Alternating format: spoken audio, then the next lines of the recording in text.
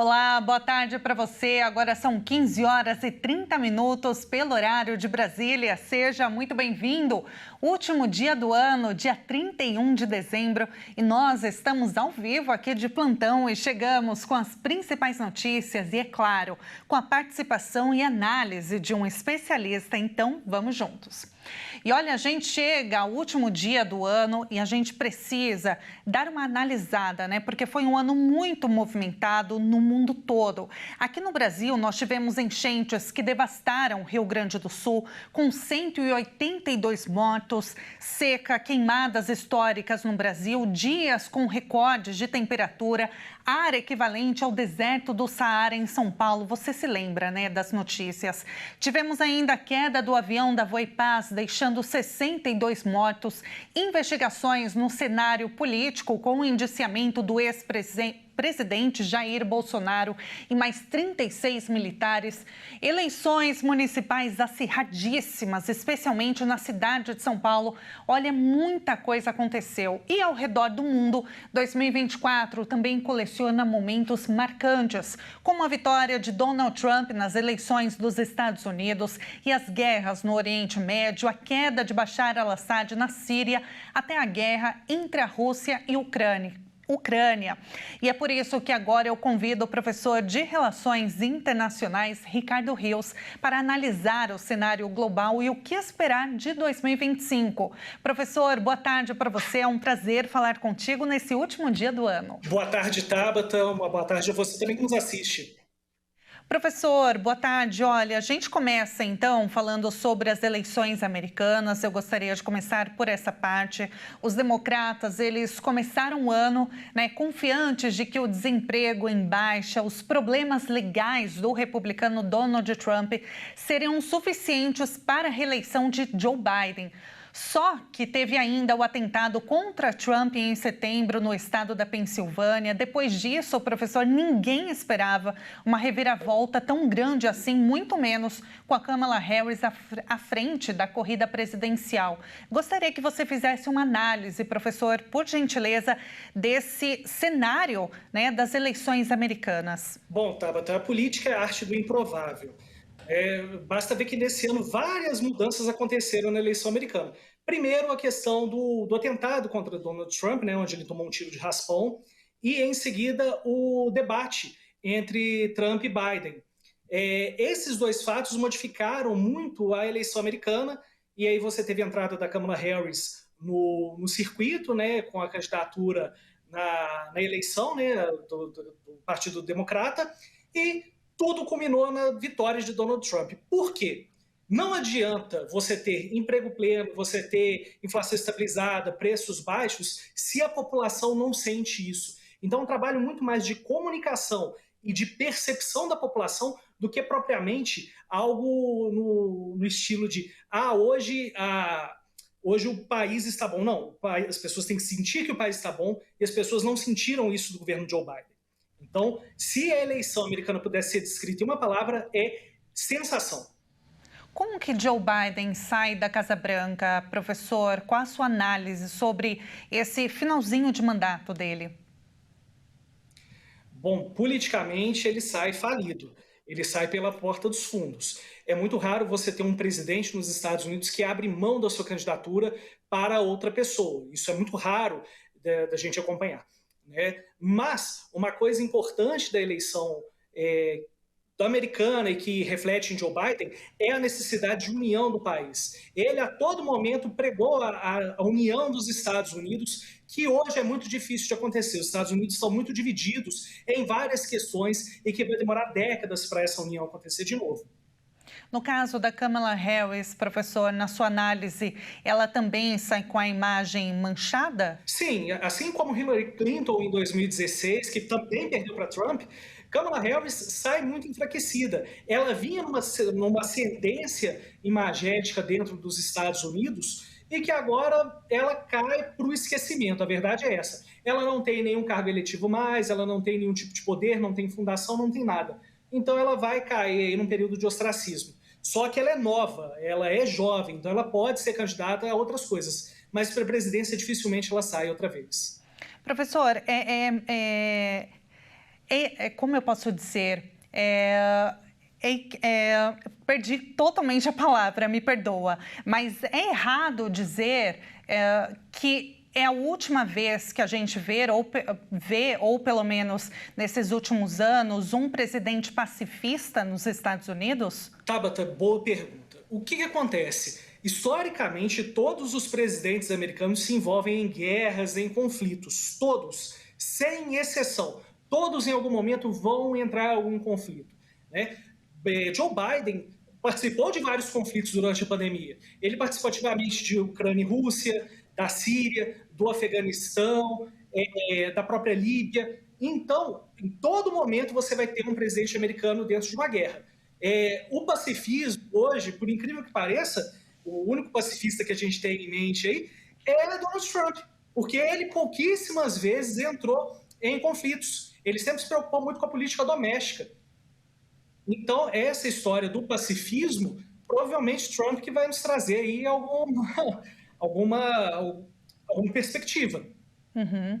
Agora falando sobre a guerra entre a Rússia e a Ucrânia, professor, que infelizmente continua, né? Esse ano nós tivemos uma escalada internacional dessa guerra. O que pode acontecer, professor, a partir do próximo ano com os Estados Unidos sob comando de Trump? Boa pergunta, Tabata. Até o momento é uma grande incógnita.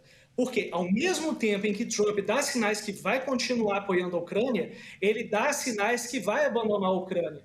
Então, está uma situação muito ambígua, está tudo muito estranho, tudo muito nebuloso, e que a gente só vai conseguir entender a partir do finalzinho de janeiro, início de fevereiro. Por quê? Trump demonstra que quer retirar seu apoio à OTAN, ao mesmo tempo quer manter, pede um financiamento maior dos países europeus. Então está muito estranho. O que a gente vislumbra nos próximos meses? Um aumento da incursão russa, né, onde a Rússia vai ganhar mais espaço no território ucraniano, ao mesmo tempo em que todas as partes vão se sentar à mesa para tentar discutir algum arrefecimento, algum tipo de cessar-fogo ou um acordo de paz. Agora, eu queria emendar uma pergunta, professora, adiantar, na verdade, que eu ia fazer depois, com relação à Síria, né? Porque a gente acompanhou a queda de Bashar al-Assad no país sírio, né? E tem muito a ver com a Rússia. Eu gostaria que você fizesse para a gente, né, um apanhado sobre esse momento marcante, né, que tomou completamente os noticiários, não só no Brasil, no mundo inteiro, por favor. Tabata, teve um texto de um analista internacional muito interessante que eu li há poucas semanas, que ele falava o seguinte: o novo governo da Síria entrou querendo mudar tudo, mas eles não têm uma pessoa primordial na relação política, que é o cara da bandeira. O que é o cara da bandeira? Em uma reunião internacional, você precisa de alguém que armazene as bandeiras e que, em um momento de necessidade, pegue a bandeira certa. A Síria não tem essa pessoa. Não tem ninguém para cuidar do dia a dia do país. Você tem um grupo paramilitar que tomou o poder do país, que quer fazer as suas mudanças estruturais baseadas em reflexões religiosas do islamismo, mas você não tem ninguém que tome conta do Estado, você não tem funcionários públicos para cuidarem do Estado. Então, hoje, o grande desafio da Síria é achar essas pessoas que vão tomar conta do Estado, porque do poder, claramente, a gente tem o grupo paramilitar que tomou conta do país. Em relação à Rússia, a Rússia se enfraquece muito hoje como um parceiro político estratégico. Eu não vou nem pegar a questão da Síria, eu vou pegar a queda do avião da Embraer lá no Cazaquistão. No início, a Rússia não quis assumir responsabilidade nisso. Por quê? Ela é parceira militar estratégica tanto do Cazaquistão quanto do Azerbaijão. Você derrubar um avião civil de um aliado seu é praticamente uma declaração de guerra no ambiente internacional. Então, a Rússia tem que pensar claramente o que ela quer nos próximos anos. Se ela quer invadir a Armênia, se ela quer invadir a Geórgia, se ela quer invadir a Ucrânia, ela tem que pensar muito o que ela quer nos próximos anos, até para Putin se manter como um ator político relevante internacionalmente. Alguma possibilidade de Putin sair do poder, professor? Nenhuma. A médio, a curto prazo, nenhuma. Mas o Putin está chegando a uma idade avançada, né? Ele já tem mais de 70 anos, então a questão de sucessão tem que aparecer logo. Só que a Rússia, e isso é infelizmente uma verdade, a Rússia é um território muito grande e você só consegue controlar esse território a partir de alguém que tenha mãos de ferro, você precisa de um ditador. Hoje, a Rússia não tem essa figura que vá controlar o país com mãos de ferro como Putin controla. Então, é muito difícil a gente falar numa saída de Putin hoje. A curto e a médio prazo, se algo muito catastrófico não acontecer, ele não sai. Agora, fazendo um apanhado, professor, das guerras no Oriente Médio, Israel segue com a sua ofensiva militar contra o Hamas na faixa de Gaza, né? 45 mil pessoas já morreram, a maioria civis. Isso tudo foi desencadeado, né, naquele fatídico 7 de outubro, quando o Hamas invadiu território israelense, né, matando mais de 1.200 pessoas. Nós tivemos várias negociações, professor, de cessar-fogo ao longo desse ano, só que infelizmente não tiveram êxito. Quase 100 reféns permanecem em cativeiro, 34 deles são declarados mortos pelo exército israelense.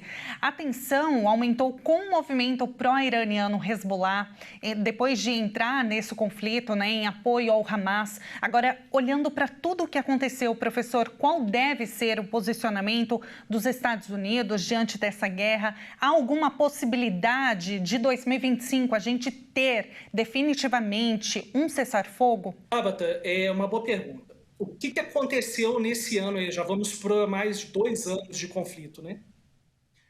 Primeira coisa, o Israel decidiu simplesmente invadir outras áreas do Oriente Médio que não estão participando do conflito.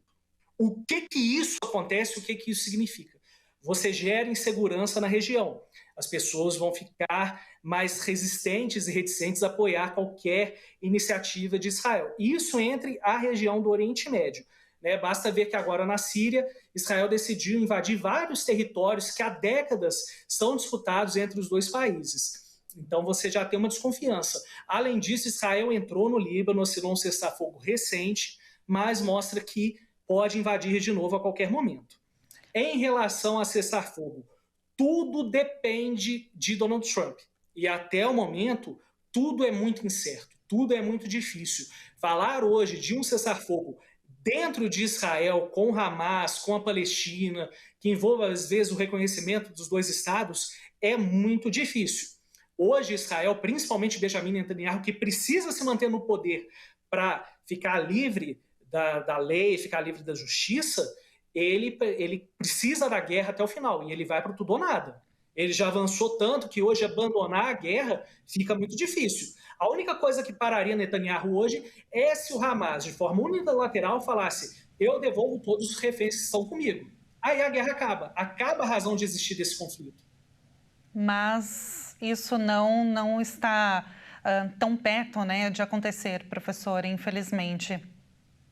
Não. Pelo contrário, está muito longe. A gente vê que Israel vem aumentando esse fronte de guerra em várias partes do Oriente Médio, em várias partes da sua fronteira.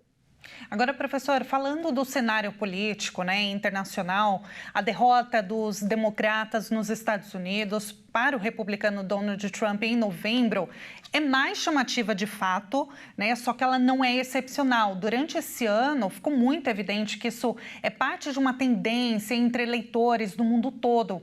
A extrema-direita ganhou força em muitos outros países. Tivemos na França, por exemplo, bancadas de ultradireita que cresceram na Assembleia Nacional. Outros países, Bélgica também, tivemos esse crescimento da direita, extrema-direita, em outros países. Qual a sua análise sobre isso, professor?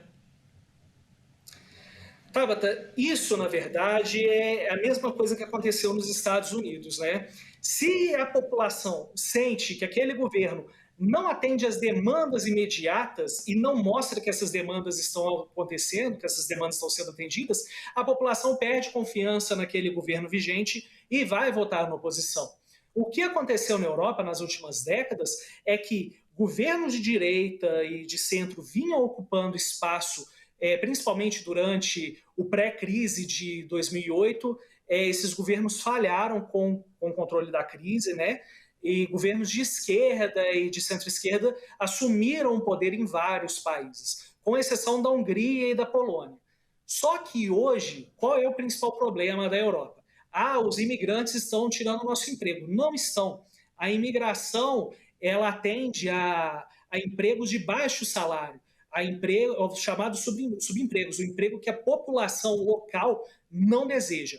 Então, quando você tem isso, não é o imigrante que está tirando emprego, é a redução da população daquele local que está acontecendo. Só que a população sente, o imigrante está vindo em peso. Se o governo não está resolvendo, eu vou votar em alguém que vai falar, ó, o imigrante não entra mais. E é isso que está acontecendo. No resto do mundo, onde a gente vê que a direita, a extrema-direita vem crescendo, é realmente uma necessidade de alternância de poder, onde as pessoas sentem que aquele governo vigente não me atende, então eu vou votar no outro. Perfeito. Agora, na América do Sul, professor, na Bolívia, né, a gente acompanhou um tanque do exército tentar invadir o Palácio do Governo para tentar derrubar o presidente Luiz Arce, né, numa tentativa de golpe. Só que eu quero destacar aqui as polêmicas eleições venezuelanas. Professor, o que ficou mais marcante desse evento? Tabata, em relação à Venezuela, eu acho que a coisa mais marcante foi o movimento que a oposição fez de maneira muito inteligente de conseguir as atas de votação de todas as urnas. E não só isso, digitalizar e disponibilizar na internet para que todo mundo pudesse ver. Isso é fundamental porque gera transparência eleitoral. Tanto que quando a eleição foi promulgada pelo tribunal, pelo Conselho Nacional Eleitoral da Venezuela, as pessoas começaram a rir, a se questionar. Você vê que vários países até hoje não reconheceram a vitória de Maduro. Por exemplo, é o Brasil. O Brasil até hoje não reconheceu a vitória de Maduro, tanto que Nicolás Maduro hoje vem sendo muito rude em relação ao Brasil e a Lula. Por quê? Até hoje o Brasil não reconheceu a eleição nos Estados Unidos. Então, o que você tem hoje é, de fato, essa desconfiança global em relação à eleição venezuelana. E é muito difícil hoje o governo de Maduro cair, porque ele tem controle do Exército. O Exército, as Forças Armadas, as polícias estão todas alinhadas a Nicolás Maduro. Agora, para finalizar, professor, eu queria destacar aqui a Coreia do Sul, né, que vive uma crise política. A justiça do país emitiu um mandado de prisão contra o presidente afastado Yoon Suk-yeol. Como se chegou a isso, professor? Tabata, se as pessoas acham que a política brasileira é muito confusa, é porque nunca viram a política sul-coreana, né? O presidente sul-coreano, ele vem nessa linha de direita, de um projeto mais nacionalista de poder, onde ele queria tomar certas atitudes que não coincidem com o desejo dos Estados Unidos na Península Coreana e muito menos com a abertura econômica que a população da Coreia do Sul está acostumada. O que aconteceu nesse ínterim? Ele, perdendo o apoio do Congresso, perdendo o apoio do Parlamento, ele decidiu dar um golpe de Estado na Coreia do Sul, declarando estado de sítio. E ninguém concordando com isso. Então a situação política para ele, que já era ruim, piorou muito mais. Porque nem o vice-presidente, nem o premier quiseram aceitar o afastamento, o processo de impeachment. Então a Coreia do Sul hoje vai ficar num vácuo político que provavelmente ou vai ser ocupado por alguma das ex-oligarquias políticas da Coreia do Sul ou alguém que tem vínculo com alguma seita dita religiosa na Coreia do Sul, que durante décadas dominou o cenário político do país. Então, o que acontece hoje na Coreia do Sul, né, lá já é 2025, para a gente ainda é 2024, só vai ser resolvido no ano que vem ou além. Pois é, e a situação ainda piora depois desse acidente, né, com mais de 100 pessoas, mais de 170 pessoas. Professor, olha, muito obrigada pela análise de 2024, né, a projeção para 2025 desse cenário internacional tão conturbado. Mas, olha, muito obrigada pela participação aqui. Eu te desejo um ótimo ano novo e a gente se encontra num próximo jornal, né? Tabata, eu que agradeço a você, a quem nos assiste, aproveitando o ensejo e desejar também a você que divide comigo a janelinha aqui, a toda a equipe da HIT, a quem nos assiste, um excelente ano novo, abençoado 2025 e que 2025 seja o melhor ano das nossas vidas, com excelentes notícias para todos nós e para o cenário internacional também. Assim seja, professor. Muito obrigada, viu? E até uma próxima. A gente acaba de conversar com o professor de Relações Internacionais, Ricardo Rios. E olha, a Nova Zelândia celebrou a chegada do Ano Novo com fogos de artifício. O país é um dos primeiros do mundo a entrar no ano de 2025.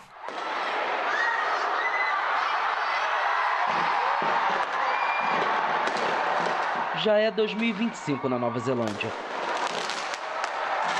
Ao final de uma contagem regressiva na Auckland Sky Tower, a maior torre do país, uma grande queima de fogos de artifício marcou o Ano Novo na capital. Uma ponte da cidade também recebeu uma iluminação especial para a ocasião. Por causa do fuso horário, neozelandeses receberam o novo ano às 8 da manhã no horário de Brasília. Os países na região do Pacífico e da Oceania são os primeiros a celebrar o Réveillon. A festa tradicional em Auckland recebe todos os anos milhares de pessoas.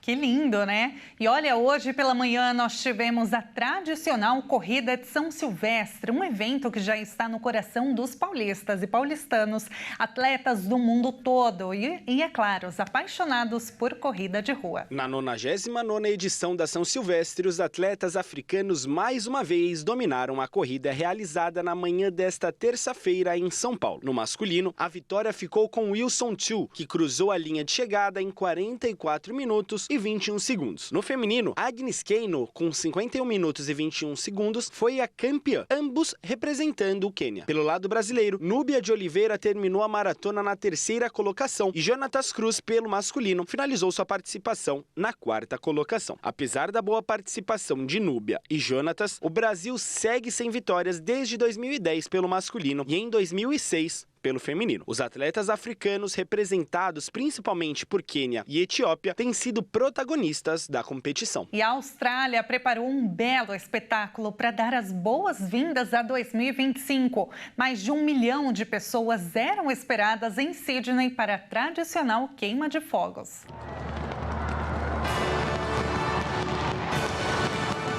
O mundo já dá boas-vindas a 2025. No porto de Sydney, ponto turístico da Austrália, mais de 1 milhão de pessoas foram até o local para celebrar o Réveillon. A autoproclamada capital mundial do Ano Novo acendeu 9 toneladas de fogos de artifício diante de cartões postais como a Ópera de Sydney e a Ponte da Baía de Sydney. Por causa do fuso horário, turistas e australianos receberam o novo ano às 10 da manhã no horário de Brasília. Os países na região do Pacífico e da Oceania são os primeiros a celebrar o Réveillon.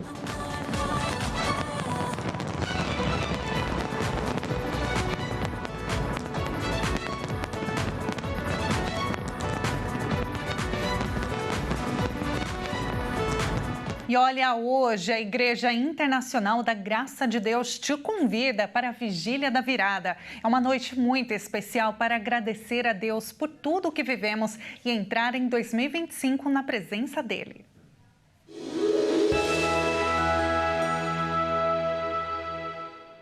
Eu sou Leandro Bernardes, estou ao lado do homem de Deus, pastor Jaime de Amorim Campos, e trabalhamos com o missionário R.R. Soares. E o que eu tenho de dica para você para 2025? Entre o ano na presença de Deus.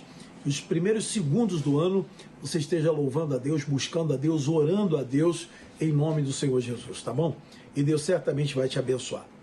Todas as nossas igrejas no Brasil inteiro têm horários especiais para vigília, mini vigília.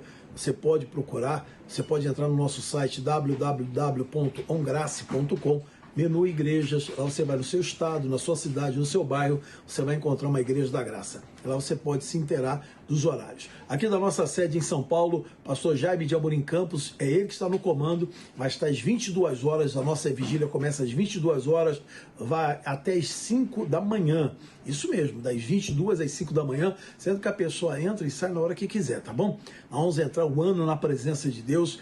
É o ano 2025, acende uma luz, que a luz de Deus possa brilhar na tua vida. A Bíblia diz no Salmo 119, versículo 105, lâmpada para os meus pés e a tua palavra e luz para o meu caminho. Que Deus possa iluminar a tua vida, que a tua palavra de Deus possa iluminar você, dando entendimento para você vencer os obstáculos que surgirão. Mas com Deus você vai superar cada um deles, tá bom? Então a dica é essa: entre o ano na presença de Deus e seja abençoado, feliz, em nome de Jesus. Amém. Convite feito. Então, a sede da Igreja Internacional da Graça de Deus fica na Avenida São João, número 791, no centro de São Paulo. Só que caso você não possa comparecer pessoalmente na vigília de Ano Novo, você pode acompanhar a transmissão ao vivo aqui na Rede TV a partir das 22 horas. E olha, esta edição fica por aqui. Muito obrigada pela sua companhia. Só que olha, ainda estou de plantão aqui na Rede TV, viu? Eu te espero novamente no Jornal das 18h30 com muito mais informação. Até mais.